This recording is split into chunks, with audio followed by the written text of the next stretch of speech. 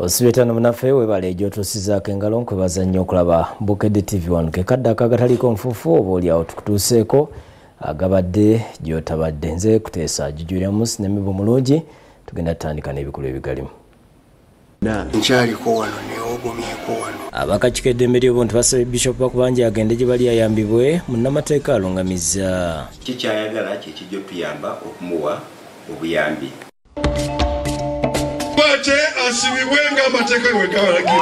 Poliisi esitaanye okutaasa bannannyini ttaka abatuuze batwalaganyiza olw'okubakoza akajiri ku bibanja.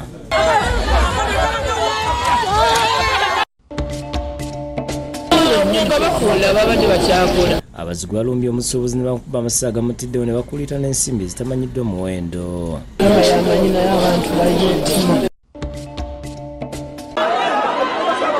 Yeesimbye okuba mmeeya Mayuga apakizza oluyi omu ku bawagizi lwa kukuba mutabani we.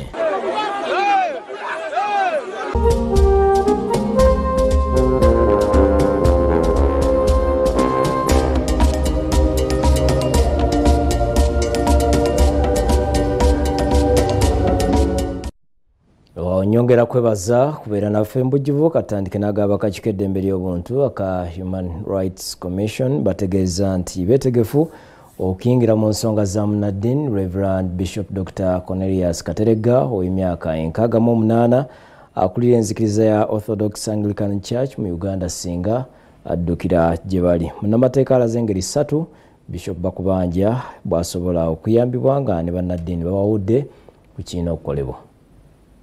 Bishop Cornelius Kateregga Bakubanja ku lwokubiri lwa wiiki eno yanaajanira eggwanga ku mbeera gy'ayita mu maka ge era nti yagaddukamu olw'okutulugunyizibwa mukyala we gw'amaze naye emyaka 4 mu bufumbo ne bazaala n'abaana 6. Bantulugunya omukazi antulugunya ateekamu asayidi y'abaana. Bakubanja era yategeeza nti amaze emyaka 15 nga omukyala we yamuzira ng'ebbanga lyonna abadde yasirika olw'okukuma ekitiibwa.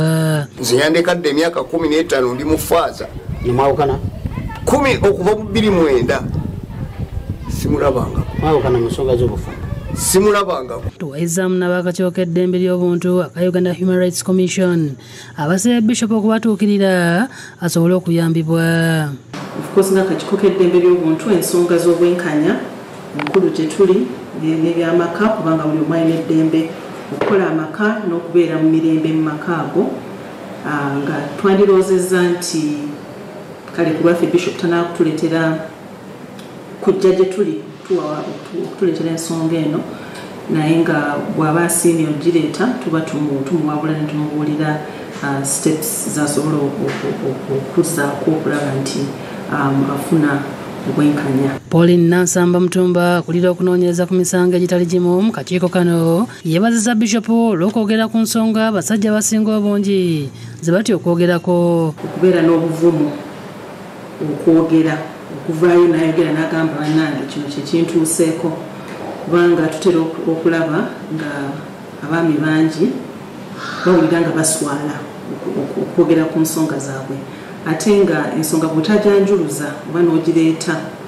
mu mateeka oluusi tofuna bwenkanya. Ye munnamateeka Robert Senfuka yogedde ku makubo 3 Bishop g'alina okuyitamu okwawukana ne mukyala w'emirembe. Bafumbirigana mu mateeka bagende baawukane ligale baawukane buli omu agenda akola ebibye naye olina okubeera ng'olina kye bayita grounds of divorce esooka nti mu butuufu tugezezaako buli kimu naye obufumbo bwaffe bulabika nga tebukyadda-ngulu so bw'aba awulira nga byamukola tebikyasobola kubeera awamu kuddingana agende mu kooti baawukane naye bw'aba akakasa nti waliwo ekyo okubeera nga tamukombya kukakyagera kitegeeza obufumbo fundamentally omukyala yamuddukako mu mwoyo ekyo bakiyita constructibilization so ezo grounds bbiri zimumala okubeera nga amudivorcinga nga baawukana. Asibye Bishop Kateregga akkiriza akeberebwa omutwe okakasa nti mulamu olwo asobole okuvunaana bakimussaako nti aliko obukosefu ku mutwe.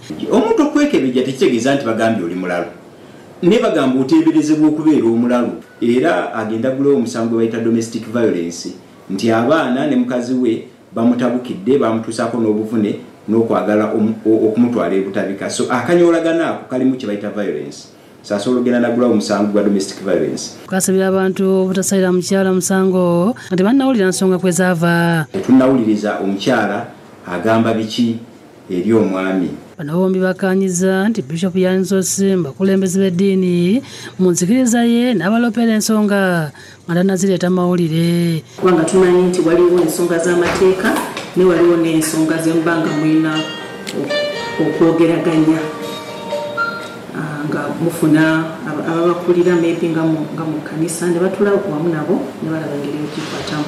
Ye omusumba Stephen Kintu yenyamidde olw'embeera omusajja wa Katonda gy'ayitamu ku myaka gye.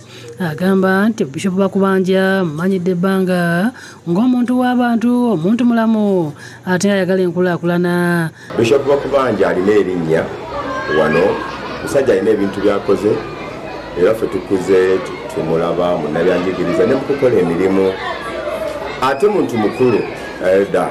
Naye asabye omukyala n'abaana okwekuba mu kifuba ebigambo byabulira abantu abalala bitambuliremu nga n'abaana basibiridde entanda. Muli baweereza okuva edda nga mugamba waliwo okusonyiwagana, waliwo okwagalana abafumbo. Ebigambo ebyo kyekiseera kakati okubizza gy'oli by'obadde obuulira abalala nti okusonyiwagana, okwagalana, okubeera awamu. Ffe abaana abazaalibwa era nga mutya Katonda ate n'ebyawandiikibwa mubimanye. Bayibuli etukubiriza okuwa abazadde baffe ekitiibwa. Mu mbeera y'emu amyuka Supreme District Kadhi atwala Kyotera ne Rakai Sheikh Ibrahim Kato abudde abaana okuwa kitaabwe ekitiibwa. Badde nsobola okufuna abaana abo nekubatuukako abaana abo bali bagamba ensonga zino wammanga. Omuzadde abeera muzadde. And then omuzadde alina kasawo taata wa maama. Abamuzadde Qur'an bwebututegeeza okutiibwa abazadde. Omukugu omukudaabuda abafumbo Mary Nasajja Semuso naye aliko okuwabula kwakoze. Abaana ba Bishop wamu n'omukyala beekube mu kifuba nga tebannagoba taata waabwe mu maka. Baddeyo bajjukire nti taata waabwe yabaweerera n'abasomesa. Abaana ba Bishop tekuli mwana ataweza myaka 18 naye omwana nga waweza emyaka 18 kitaawo nga yakusomesa n'ofuna n'omulimu ng'okola olwaleero n'ogobaganya kitaawo mu makaago kwegya emyaka gy'alimu.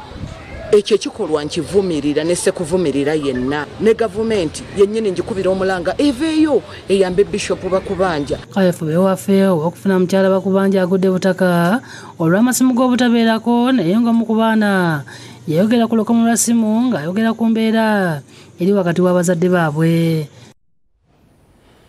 Kale byonga tubitadde ebbali poliisi e Luweero esanze akaseera akazibu okutaasa bannannyini ttaka eriweza yiika 6 kwatuuza abasoba mu 3 abadde baagala okubagajambula ng'abalumiriza okubagobaganya ku bibanja byabwe. Olukiiko luno minisita omubeezi ow'eby'ettaka Dr. Sam Mayanja alukubye ku kyalo Kaswa ekisangibwa mu ggombolola y'e Katikamo mu disitulikiti y'e Luweero okutaawulula enkayana. Kiddiridde ab'ebibanja okwekubira enduulu gyali nti bagobaganyizibwa bagambibwa okuba bannannyini ttaka okuli Stella Nanteza ne Nicholas Ntege. Abatuuze kye bawakanya nga bagamba nti ettaka lino lya mugenzi Temiteewo Kasiba. Abatuuze nga bakulembeddwa Mulangira Mawanda Simbwa baloopedde minisita engeri Nanteza n'Entege gye baziba batulugunyaamu.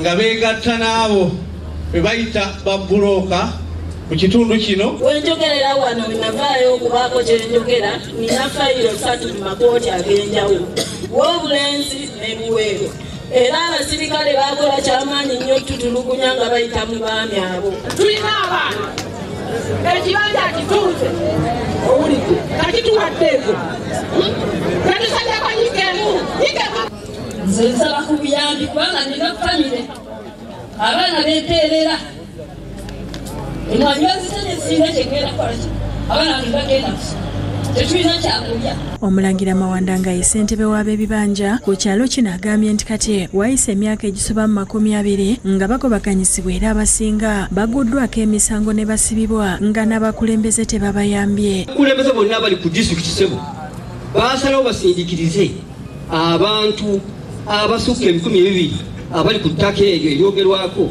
Nanteza ne Mwannyina Ntege baweereddwa omukisa okubaako n'ekyebalambulula nga bategeezezza nti ettaka lino lyabwe era nti baalisikira. Era Oweekitiibwa bwe twajja wano ne tutula miitingi zaawera n'Administrator General n'asituka n'ajja era ne bigaana ne tugamba kale leka tugende mu kkooti etusalirewo ne tugenda mu kooti emyaka 8 kooti nesalawo nga ettaka lyaffe. Bano beeganye ebyokugobaganya abantu ku bibanja era nti beeteefuteefu okuteesa nabo. Abantu abali wano abamu abagulibwa betwafula bave ku bibanja balemeddeko. Waliwo n'omwami omu twatuuke wala disi n'addamu n'akola endagaano n'atwegayirira mumpeeyo emyezi emeka 5 nve ku kibanja nakati ssebo yasimba bitooke ebipya n'emmwanyi. Twagera mu maaso ne tusaba kooti etukkirize okutuukiriza obuvunaanyizibwa. Kooti yakituwa era mu kiwandiiko kino ekigenda okukwasibwa mu ekiri. Sarah Nakitende nga yamyuka RDC weeruweeru asabye minisita okwongera okuyamba abantu mu kitundu kino. Naye nga nkimanyi batulese mu office kuba tugonjola ensonga za Luweero. Munnamateeka w'abatuuze Peter Nsibambi eyaddukira mu office ya minisita ku nsonga eno naye aliko byalambuludde. An old man here of over 90 years. He has been incarcerated and he was moved from prison to this place. It has been also ordered that he be released too. And from today, all those who were taken off their bibanjas should return back to their bibanjas. Minister Mayanja asoose kubalambika ku mateeka agalungamya obw'ettaka n'ekibanja ne yennyamira olw'abakulembeze abakola ebivumaganya gavumenti. Ow'ekibanja talina kwegula.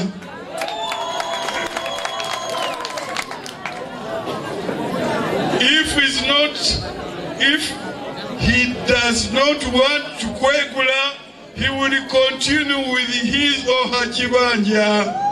Oba toyagala kwegula ojja kusigala n'ekibanja kubanga ekibanja kikyo toyinza kwegula kikyo. Alagidde poliisi okuvunaana abasirikale abatuuze be balumiriza nti mu kifo ky'okukola okunoonyereza ate beekoba n'ababatulugunya. Ono Goleti, ono Kiiza, ono Bwabye, ono Ntege, ono Leswano, bano bona bazingibweko wano.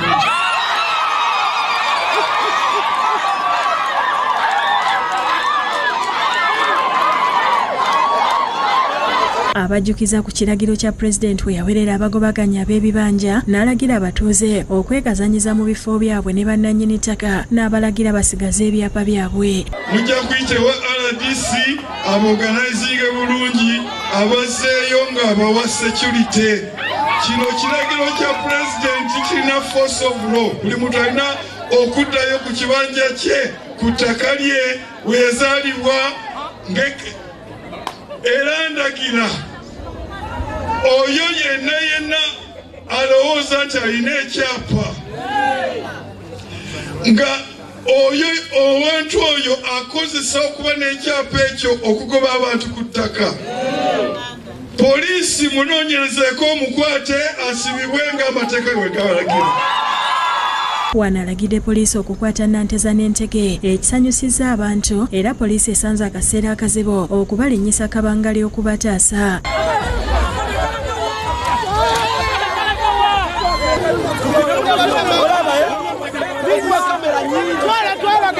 Abantu bagirumbye nga baagala okubeesasuza era wano abamu bavuddewo batonya musaayi.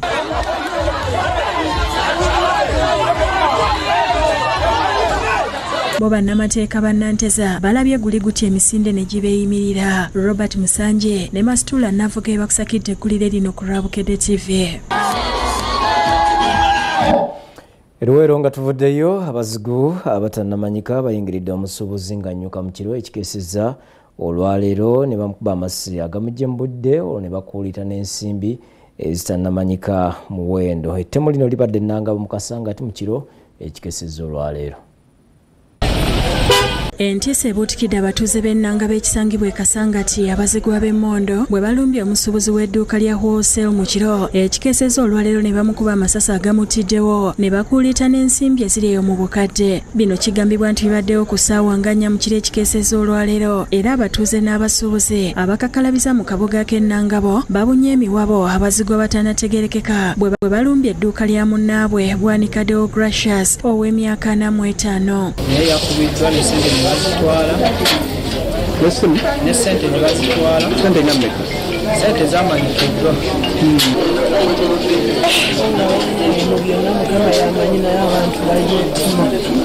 kigambibwa nti mu kafuvuŋŋano waliwo n'omuntu omulala eyakubiddwa amasasi ng'agezaako okutaasa bwanika nga yaddusiddwa mu ddwaliro eritannategerekeka.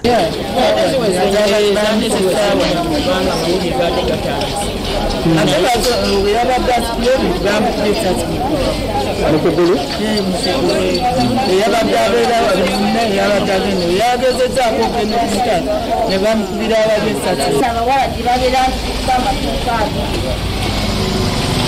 nibalyoka bakwata ne babuuza omuwala mwabaddemu abawala ndoza mulimu basatu mutuuka nababuuza sente ziriwa abawala ko bagamba sente ziriwa ziri eri mu dduuka munda genda mulaga nayinizo yali eri munda tukivumirira lwakitwala obulamu bw'abantu abatalina omusango muzze mubbye mututte sente ate mutwala n'obulamu tukivumirira.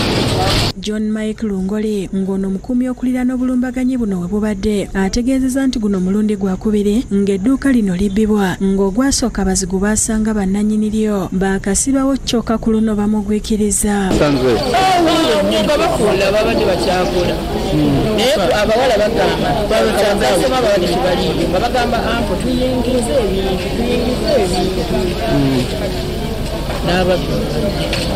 Abalala bawangalira mu kitundu ky'e Kasangati balaze okutyaho olw'obubbi obw'emmondo obweyongedde mu bitundu eby'enjawulo.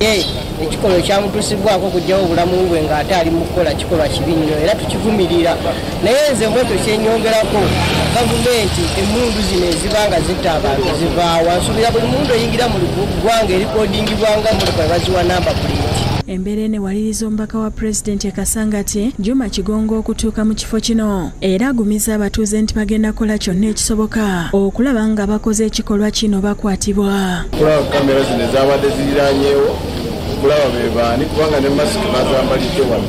Abazigu bano babadde mukaaga nga bade balina emmundu n'ebijambiya. Tuli mu muyigo ey'okunoonya bano abazigo abasse omugenzi. Ono era alaze we batuuse n'okunoonyereza. Ernest Kyaze yakusakidde eggulire lino ku Rwabukedde TV. Kibinnyo ddala ate ebyokwerinda binywezeddwa ku kkooti enkulu e Masaka mu maaso g'omulamuzi Fatuma Bwanika Nanziri ng'abakuumi omukulembeze w'ekibiina kya NUP Robert Kyagulanyi Ssentamu baleetebwa mu kkooti okuwulira okusaba kwabwe okw'okweyimirirwa. Bannakibiina kya NUP abaleeteddwa mu kkooti enkulu e Masaka mu maaso g'omulamuzi Fatuma Bwanika Nanziri kubaddeko Eddie Ssebuufu amanyiddwa nga Eddie Mutwe, Akirawo Kivumbi, Mugumya Gaddafi, Kone Grace Wakabi amanyiddwa nga Smart.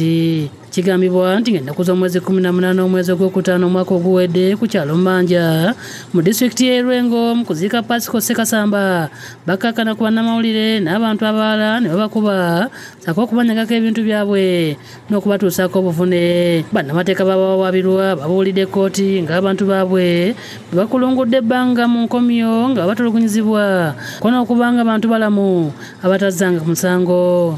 My Lord, the said offences are triable and bailable by this honorable court. But most importantly, my Lord, we pray that you determine this matter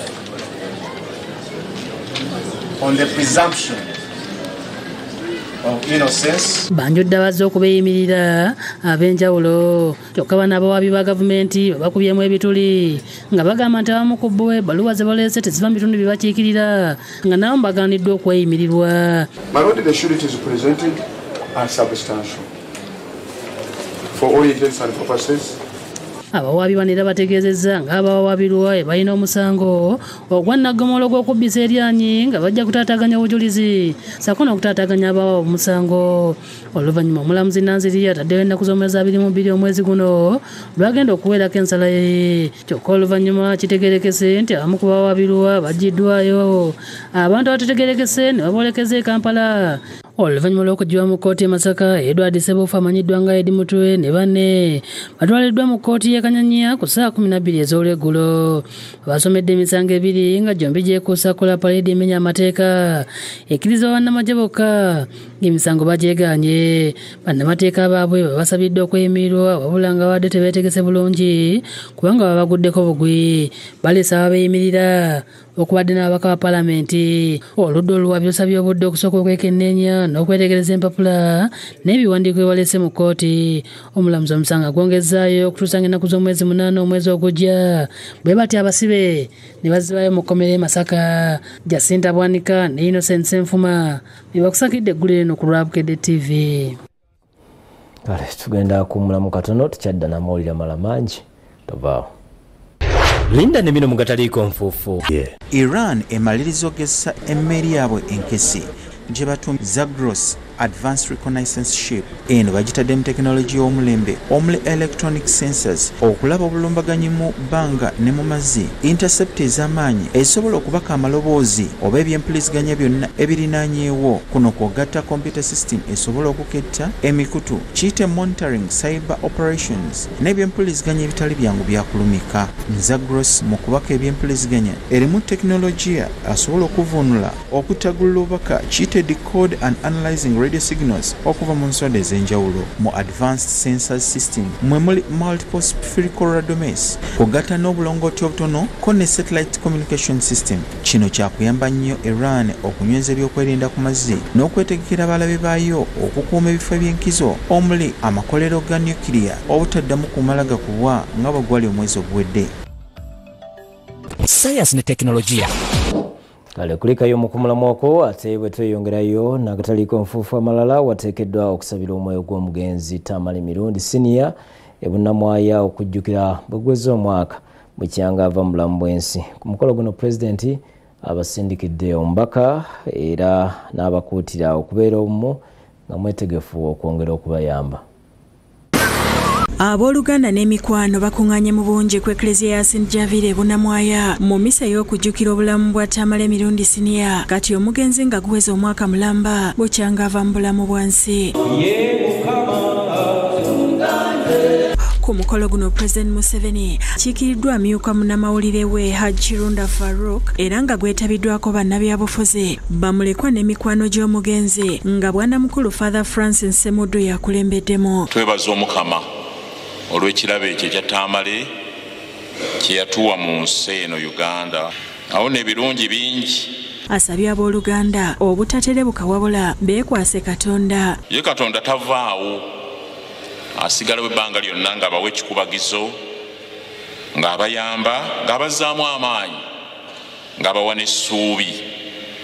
Awo no mu mbeera eno y'okuviibwako omukulu oyo Tamale Yosefu, Katonda ali nammwe. Namwandu Juliet Nasimbwa yeebaziza bababeereddewo okuviira ddala lwe baaviibwako munnaabwe nga mu ngeri ey'enjawulo yeebaziza President Museveni olw'obuyambi bw'azaabawa awatali kubeeganya. Mwenna tubeebaze bannange abatubeererawo. President mutwebalize yeebali kukkiriza bubaka bwe twamuweereza, naffe tusaba muleke kutusuula. John Sali mukulu w'omugenzi ategeeza nti kyebibadde byangu bukyanga muto ava mu bulamu bwansi era ng'ayogedde ne ku bye bakoze omuli okuzzaawo enkolagana wakati waabwe n'Obwakabaka. Twagala okwebaza Ssaabasajja Kabaka okutusaasira ne tuddayo ne tubeera wamu n'Obwakabaka bwa Buganda. Twagala era okwebaza Katikkiro okutwaniriza ennyo.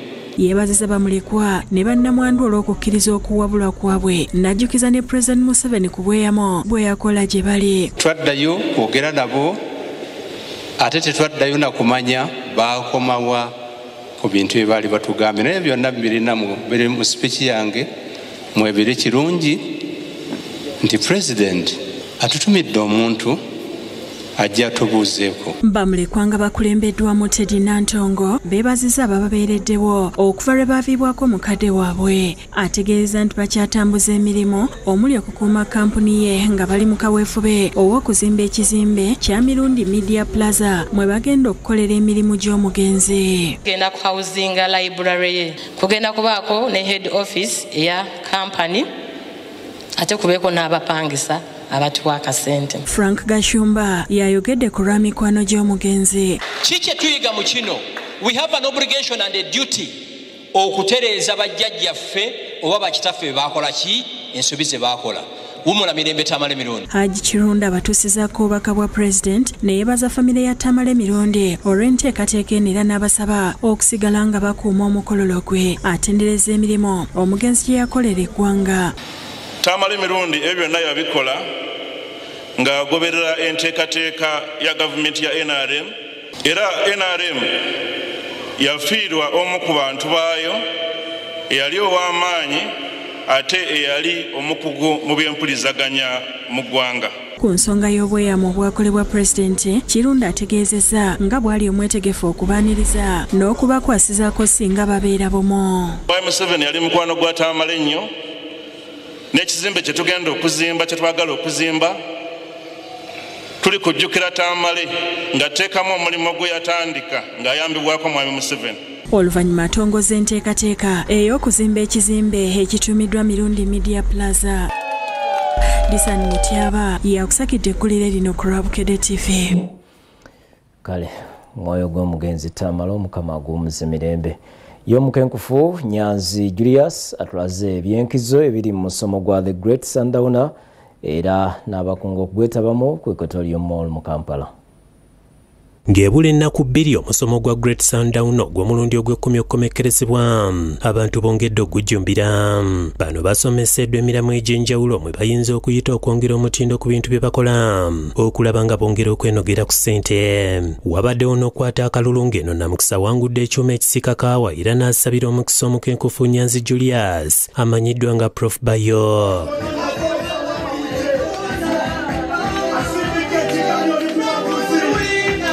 Twogeddeko n'abagwetabyemu ne batubulira bye bayize era bwe batyo ne basaba gavumenti okwasizaako omukenkufu Nyanzi Julius okusobola okulaba ng'asembereza bannayuganda balala emisomo egy'ekikanga kino. Kyandibadde kirungi nnyo ne mujja ne mwegatta mu musomo guno ne mubaako ebintu bye muyiga. Gavumenti ngikubira omulanga yandize nemuyambako bannange kino ekintu kyakola kinene nnyo. Damba Taddeo yakusakidde eggulire lino ku Lwabukedde TV.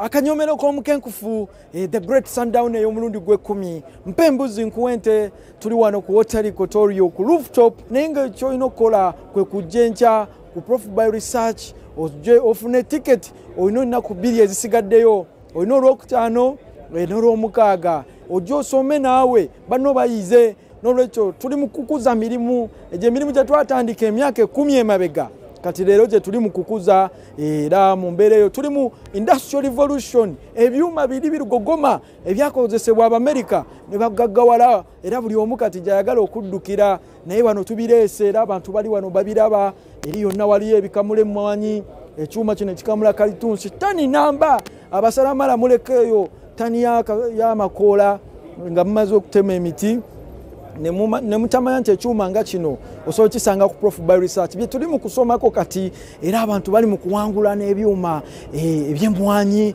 chifu kye bayita automatic coffee roaster era system nungi nnyo kye mbagamba nti ekyuma kiwagala kyuma bajjajjaffe baatugamba nti omwangu yatta enswa emikisanga gino oligisangawa okujjako mu The Great Sundowner ne Prof Bayo Research empembuzi nkuwente musomo gutambudde bulungi nnyo naku 5 tuzitambudde tugabye ebyuma 5 kato kyayinayo omukisa gwa byuma 2 olwokutaano n'olwomukaaga kuba ku namba y'essimu eno 0703 M52 eri 0703 M52 ojje naawe oyige naku 2 zokka zisigaddeyo lunaku olwokutaano n'olwomukaaga n'olwekyo tolina kusuubwa mukisa guno ogusembedde abantu okuva mu nsi yonna genda ku Prof Bayo Research ofune tiketi oyiga okukola ennoni oyiga okamula kalitunsi oyiga okamula buto w'emmwanyi oyiga okukola sapatu oyige okulima sukali w'amatugunda awooma wamu n'okukola kaawa ate nga tugabye ebyuma 5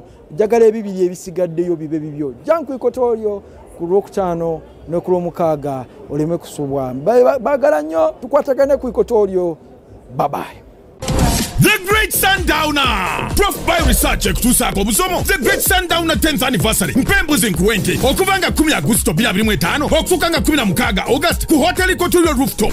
Omusomesa simulala. Omukenkufu Nyanzi Julius. Chuma chiwagala chuma. Agenda kusomesa omuntu ogusooka okutumbula amakolero. Okukamula amafuta okuva mu bikola bya kalitunsi. Okola sabuni ayoza omugumu. Laundry soap. Omuntu ogwokubiri sente zibera komiti. Okulima amatugunda n'ekibala kya monk. Okulima stevia. Sukali w'obutonde. Omuntu ogwokusatu. Emwanyi terimba. Okukamula buto okuva mu mwanyi. Okusiika emwanyi. N'okukola kaawa ow'omulembe. Omuntu ogwokuna. Okutandikawo obukolero. Okukola ennoni ezitavaako nfuufu. Okukola sapatu ez'enjola. Tutandika ssaawa 3 ez'okumakya. Okutuuka ku 12 ez'akawungezi buli lunaku. Tiketi ya mitwalo 10. Ate n'ofuna omukisa gw'okuwangula ekyuma ekikola kaawa. Automatic coffee roaster. Kuba essimu. Noti 7 noti 3. M52 M52. Teweerabira. Tutandika nga 10 paka 16 August. Ku Equatorial Mall Hall Rooftop. The Great Sundowner 10th anniversary training. Mpembuzi nkuwente.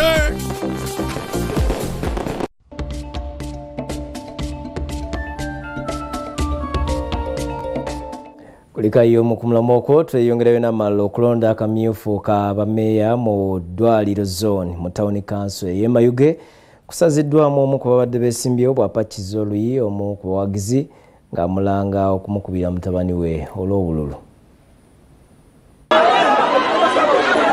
Abalonzi ku Masjidi Jamia ku Iganga Road Mayuge Town Council balaye katemba atali musasulire omu ku babadde beesimbyewo ku bwameeya bw'apakizza oluyi omulonzi ng'amulanga okuba mutabani we olw'obululu.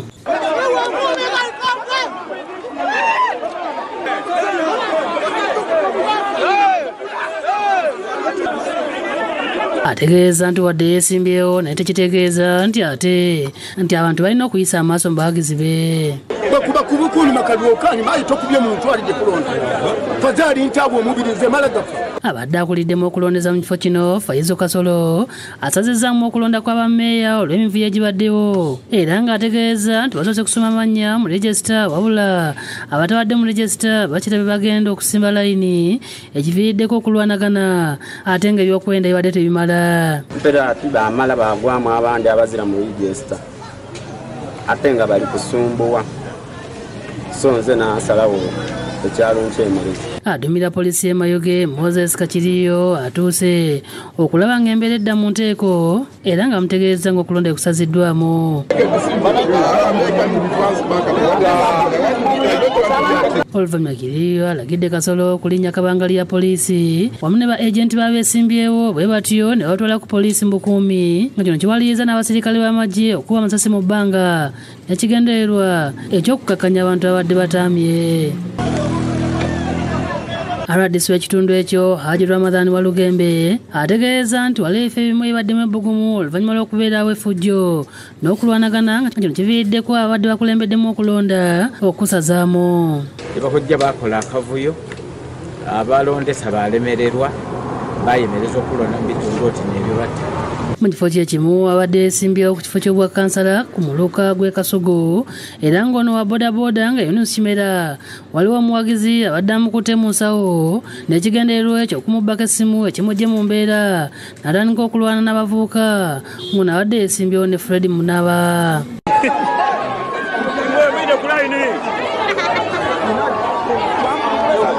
Kuwa okulonda akamyufu mu kibangizi ky'essomero lya Greenlight e Nansana kutandise bulungi ng'ekifo kya meeya kibali kivuganyizibwako Samuel Mugabi ne Jonan Kinguzi era bano abalonzi basimbye ennyiriri nga gyebiggweredde nga Mugabi awangudde akamyufu.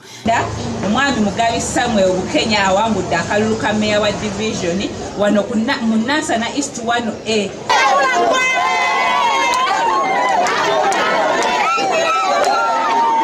Embiranye evudde ku bakansala nga bano beejenti oluvudde mu kubala obululu bagwanganye Malaka nga babakanya ebivudde mu kulonda.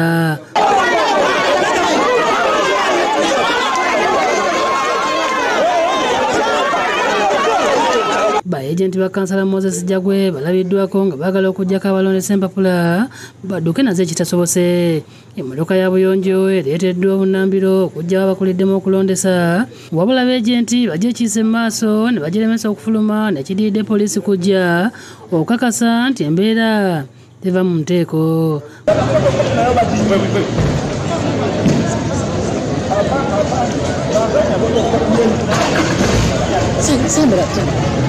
Bafulumiza abadde beekiise emmotoka n'ekikomera ne kiggalwa ekibatanudde okuweereza ebisongovu.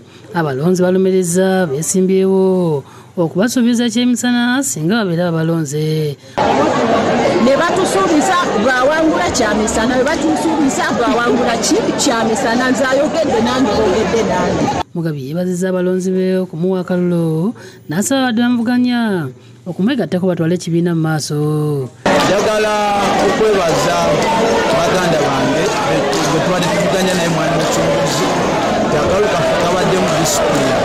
Okulonda akamyufu k'eggombolola y'Emmende olwokaano lubaddemu abantu babiri okubadde Mulangira Mulonde Wilson ne Kalyasubula Ronald nga Mulangira Mulondo bwalondedde awanguddewo n'obululu 15 ate ye munne n'afuna bubiri bwokka ng'ono alaze byatandikirako singa anakwasibwa entebe.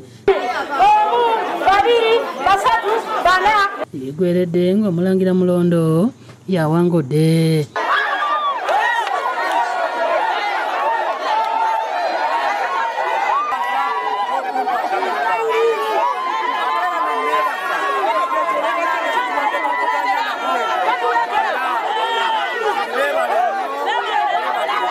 Namayumba abawagizi bazze embongi okwetaba mu kulonda kwa kamyufu era ng'embiranye ebadde wakati wa Zoe Edgar ne Kyagulanyi Lozio era gye biggweredde nga Kyagulanyi awangudde banne babadde mu lwokaano n'obululu 795 nga Zoe amuddidde n'obululu 722.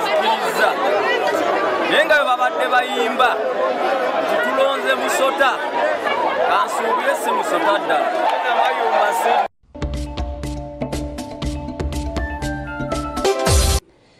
Wamugemizanyo tiimu ya Uganda Cranes ekomawo ku Mande ya wiiki ejja nga leero tiimu etendekeddwa mu kisaawe ekyambogo. Ng'ogyeko abazannyi okuli omuwuutanyi Joel Serunjogi ali ku kaligole kaadi emmyufu ne Enoch Sobagala ng'ono omupiira oguwedde teyagumalaako. Leero alabiseko mu kutendekebwa omune Marvin Youngman ng'ono naye akyalina obuvune obutonotono wadde ng'atendekeddwa ne ttiimu olwali mu kisaawe ekyambogo. Enkambi eri bulungi nnyo, abasambi bali mu kurikabalinga bulungi okuva ku games zetubadde tusamba.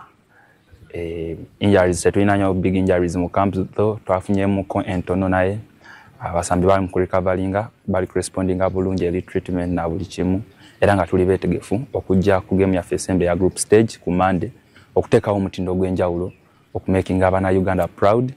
Kyagala leero tubadde ne training yaffe okuzza emibiri era nga buli muntu yenna buli musambi yenna ali mu kampu ali mu mbeera nnungi okwetegekera emipiira egiddako. Tuli basanyufu nnyo ku lw'embeera gye tutaddewo obuwanguzi bwe twadde bannayuganda era nga tubeebaza.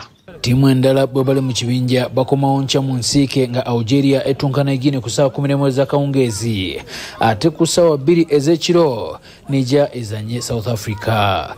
We are fully aware that the two remaining games are must-win games because if we don't, we will be in a very mathematical position of deciding who will be going through and who will be staying behind. Mu kiseera kino Uganda Cranes ekyakulembedde ekibinja kino n'obubonero 6, Algeria mu kyakubiri n'obubonero 4, South Africa mu kyakusatu, Guinea mu kyokuna ate nga Niger yesembye mu kyokutaano. Wow, timu yaffe tujagaliza buwanguzi empaka zikyayinda mu bisaawe ebyenjawulo nga mugimu kugizanyiddwa olwaleero Kenya Morocco emeze Zambia goal 3-1 n'etangaaza emikisa okuva mu kibinja. Two marchers need to up their game today. A long ball into the area. This one brought down. This time round, Mwanza can't stop it. It's a hard one from just near there. Well, Morocco then rally to increase the lead here. Put the Moroccan side back to the leading way. Zambia have a goal here.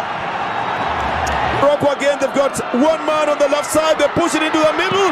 Oh, this was going to be a classic finish, and it is.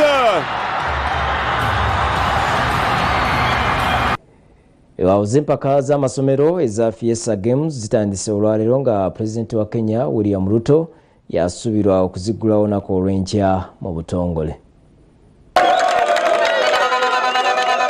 Empaka z'amasomero ga senior eza FIASA zitandise olwaleero wali mu kibuga Kakamega eky'Ekenya. Mu handball w'abalenzi Bombo Ame etandise na buwanguzi ng'emmeezi za Kimondo okuva Tanzania goolo 3-23. Ate Mbogo Mixed ekoze maliri ne Kamito SS goolo 28-28.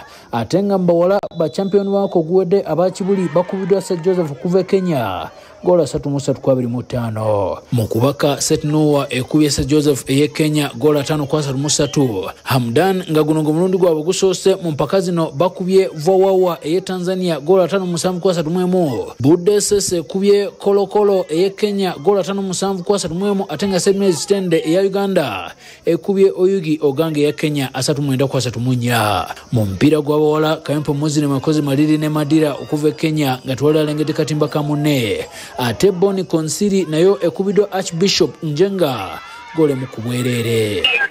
After eno loss jetumaze okufuna, of course twade tetugisuubira, n'ekirala game esooka of course ebeera challenging game, n'ekirala tugenda kumekesha for the remaining games. Tusuubiza eggwanga ne ba staff baffe n'abawagizi baffe buli omu mu game edda tujja kuba tukolectinga. Kusuubira okuva mu kino ekibinja nga namba emu oba nga namba 2. Mu mpira gw'abalenzi Bukedi emeze St Mary's Stende goolo 2-1 nga Patrick Senkusu ne Dennis Wagudde be batebedde Bukedi ate nga ya Kitende etebeddwa Dennis Kisiriko. Ate nga Yobudde SS nayo ekubye Amos ku goolo mu kubwerere. Otwazamu tekibadde kyasenso olw'ensonga okuluzinga omupiira okusooka mu kibinja ne singa obukulu tukyalina empiira mingi. Kind of eringa setback ne tusigala tukola ki tugenda mu maaso. Gwaleero omupiira tegubadde mwangu kuba ttiimu nga mumanyi ttiimu ziba mu nsi y'emu buli omu amanyi kikyazannya n'abalenzi bafolowinze instruction naye gubadde mulungi. Mu muzannyo gw'ensero ogw'abawala ogwa 5-5 St Noah Girls erumira ogw'engulu okuba Kayatiwi eya Kenya ensero 6-5. Ate nga mu balenzi Seta High School ekubiddwa Dr. Argwe eya Kenya ensero 41-24. Eddako tugenda kuteekamuko ku maanyi kubanga tumanyi ku stage eno naffe tugisobola. Si nti ekintu kipya basketball y'omu gwe tuzannya ate tuli somero ddene. Ate mu ligi ya Premiership ya Bungereza eggulwawo nkya n'omupiira gumu nga Liverpool ettunka ne Bournemouth abawagizi boogedde ku gwe basuubira okuwangula ekikopo kya sizoni eno. Ligi ya Bungereza ya English Premier League eggulwawo nkya n'omupiira gumu nga bachampion aba Liverpool bagulawo ne Bournemouth makaga bwaga Anfield. Liverpool yamu ku kirabu eyisinza okusaasanya ssente mu katale k'abazannyi nga bano baleese abazannyi okuli Florian Wirtz, Milos Kerkez, Jeremy Frimpong ne Hugo Ekitike nga bano baagala n'okuleeta omutebi wa Newcastle Alexander Isak. Bano bakasaasanya obukadde bwa pounda 2.5 era nga bebamu kubasuubirwa okuwangula ekikopo kya sizoni eno. Tiimu endala ezonywezezza kuliko Manchester United eresa abateebi okuli Kunya, Mbuemo ne Benjamin Sesko okuggumiza olugoba oluteebi ate nga Man City nayo yemu kuzenywezezza naddala olugoba oluteebi. Yo Arsenal nayo oluvamala okukoma ku munaabo gw'ekikopo sizoni ewedde naye eresa abateebi n'abawuutanyi okuli Victor Gyökeres, Madueke, Nogat, Zubimendi, Mosquera n'omukwasi wa goolo Arrizabalaga nga Chelsea yo eresa abazannya basukka 8 nga abamu ku abo kuliko Joao Pedro, Liam Delap ne Jamie Gittens. Chelsea yasobodde okuwangula ekikopo ky'ensi yonna ekya kirabu ezabadde mu America nga yeeyambisa abazannyi bano abapya. Okusinziira ku nneetegeka ya kirabu ez'enjawulo sizoni eno abawagizi beesunze okulaba ani agenda okubeera nnantamega wa Premier League owa sizoni eno. Nze nganze ku side ya Man U wenda beno sizoni nganze bwenteebereza mpira gundi ayinza otwala ekyo kikopo Pool ayinza okuddamu n'akitwala naye nga kyemmanyi the top 4 teams kuteekwa okubaako nga kuli omu akiko kukitwala e.g. like Liverpool, Man City, Arsenal naye Arsenal iringanga bulaba amani kati Arsenal ekyajukubya season eri nti saabu yalinga nfu nga tetusobola kubeera nti we tujjayo ono tuleeta ono we tujjayo ono tuleeta ono kitegeera kati mujjudde tuli fulu. Kale tukwebaza okubeera naffe tetugenda kusuka waawo. Nze Kuteesa Julia Muzi tubadde ne mulungi Mebo okulabako obubonero. Katonda kutukumire. Bye bye.